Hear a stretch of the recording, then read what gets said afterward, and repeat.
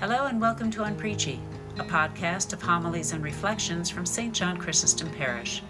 Today, Father Ed Hallinan reflects on John chapter 11, verses 1 to 45, the optional Year A Gospel for the fifth Sunday of Lent, March 17th, 2024.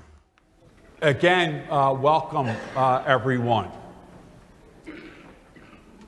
These past 3 Sundays, we are celebrating our catechumen and candidates who are here in the front row because they will be receiving on Holy Saturday night the sacraments of initiation, baptism, Eucharist, and confirmation. And so what the church does during this 3-week span, they direct us to use 3 different gospels. The gospel of the woman at the well, the gospel of the man born blind, and the gospel that we heard today. Jesus, Mary, Martha, and their brother Lazarus. Now, the reason that the church asks us to use those particular gospels is because they relate so closely to our catechumens and candidates.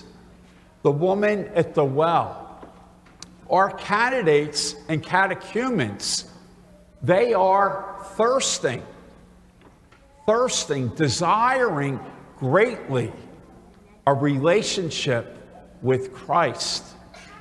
And we know at that magnificent story of the woman at the well, that the woman encounters Christ. And she does not realize initially that she's really not thirsting for water. What she is thirsting for is a healthy relationship with God. And wherever else she tried to gain that relationship, it failed until she met Christ. And Christ completely turned her life away. That she went back into her village where she was embarrassed to live and began screaming that she had met the Christ, the Messiah. Last week, we celebrated the gospel of the man born blind. And we see that Jesus heals the man born blind. And when the man born blind first receives his sight, he sees Jesus as a guy or a person he ran into that healed him. And then the more that he was questioned, he began to realize the guy that healed him was a holy man. He was a prophet. And then after further questioning and being kicked out of the village, Jesus encountered him. And the man born blind recognized spiritually that Christ was the Messiah, the Son of God. And that brings us to today's gospel. One of the things that I tell you is that you are holy, that you are God's holy people. Do we sin? Yes, we do sin. Are we still holy even though we sin? Yes, we are still holy. We are God's people trying to do the best that we can. In today's gospel, we see that Jesus arrives 4 days after the burial of his friend. And we see that Lazarus' sisters say to the Lord, "We wish you were here 4 days ago because our brother wouldn't have died." And we see Mary and Martha crying. And the next thing that we know is Jesus is crying. We have difficulty picturing Jesus angry. We might have difficulty with seeing Jesus crying because we want him to always be up. We want him to always be in control. We want him to always have our back. And yet we see he cries. And the reason that he cried was because he loved him. The reason that he cried is that he knew his friend Lazarus was holy. When Jesus sees any of us hurting, he loves us so much that he joins us in tears. We see that Jesus is deeply troubled by the passing of Lazarus. And we see him going up to the tomb and screaming, "Lazarus, come out." And all the people probably thought he had lost his mind until all of a sudden the stone was rolled away and Lazarus came out. And Jesus said to him, "Untie him and let him go free." How many times have you or me been in the tomb?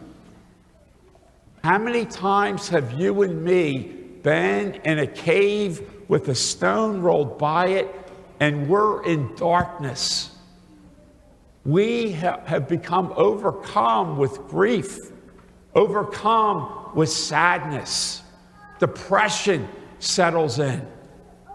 And we think to ourselves, when will this change? Will it ever change? And then Jesus comes into our lives and says to us, "Come out of your darkness, come out of your slumber, come out of your sleep. Recognize that I am your Messiah." Jesus goes to save us in different ways. It could be a psychiatrist that you go to because of this heavy depression that you've been experiencing. And all of a sudden, you're there 3, 4, 5, 6, 7, 8 sessions. And you begin to see the daylight again. How many of us have lost a parent, a spouse, a grandparent, a child, and we think at that passing, our life is over? Will we ever be happy again? Because the loss has taken so much from us. And then Jesus works through our family members. Jesus works through our friends and calls us back to life again. This past week, I visited City Teams Ministry with Mary Chalet, who works with us and is in charge of our ministries.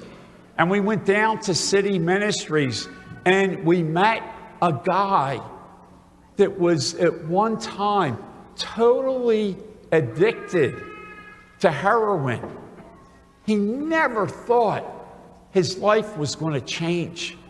He was just thinking When will that dose kill me? He then reached out to City Team. City Team brought him in. And in time, after dealing with counselors, after dealing with support people, after experience the tenderness and love of others, he was reborn again. He now is a member of the staff, because who but he knows what those folks really go through that are addicted. But through love and caring of others is called back. What I would ask all of us to do right now, just for a moment, close our eyes. Share with Jesus where you think you are dead. Is it your self-esteem? You don't enjoy a good image of yourself, so you feel dead there. Is it because at work everything isn't clicking? Are you having challenges in your marriage? Is it a problem in raising your children or one particular child? Whatever the deadness may be in your life, hear now Christ saying to you, remove the stone. Picture Jesus calling your name, saying, I want you to come away from that sadness, that depression, that darkness, that death. I want you to come out. And picture yourself coming out and you're all tied up and wrapped up with stuff that's not helping you.